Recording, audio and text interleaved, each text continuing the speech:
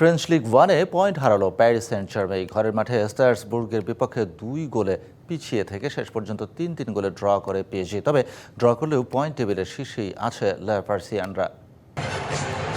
League ওয়ানের বর্তমান champion Paris Germain. তবে সাম্প্রতিক ফর্মটা খুব একটা ভালো যাচ্ছে না পিএসজির। টানা দ্বিতীয় ম্যাচে পয়েন্ট হারালো লুই এনরিকের শিষ্যরা। স্ট্রাসবার্গের বিপক্ষে 6 গোলের থ্রিলার শেষ হয়েছে অমীমাংসিতভাবেই।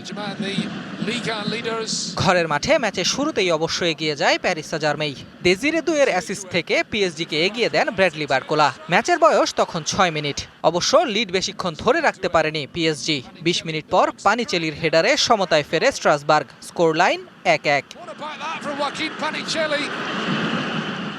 এরপরই পিএসজির ছন্দপতন। প্রথমার্ধ শেষ হবার মিনিট 4 আগে দিয়েগো মোরেইরার গোল। পিএসজির বিপক্ষে লিড নেয় স্ট্রাসবার্গ। এগিয়ে থেকেই বিরতিতে যায় তারা।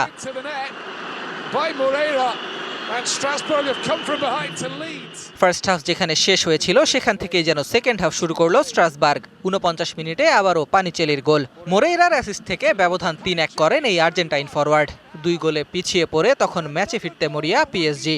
জয়ের স্বপ্নে বিভোর Strasberg. All time Roma. Taste it, love it. PSG lifeline পায় 58 মিনিটে। ডি বক্সে দেজিরে দুয়ে ফাউলের শিকার হলে পেনাল্টি পায় লা পারিসিয়ানরা। সেখান থেকে ব্যবধান কমান গঞ্জালো রামোস। এরপর তেরেফুরে আক্রমণ চালাতে থাকে পিএসজি। 79 মিনিটে সমতায় ফেরে লুই এনরিকের শিষ্যরা। মায়োলুর শট প্রথমবার ঠেকিয়ে দিলেও ফিরতি হেডে বল জালে জড়ান এই ডিফেন্ডার।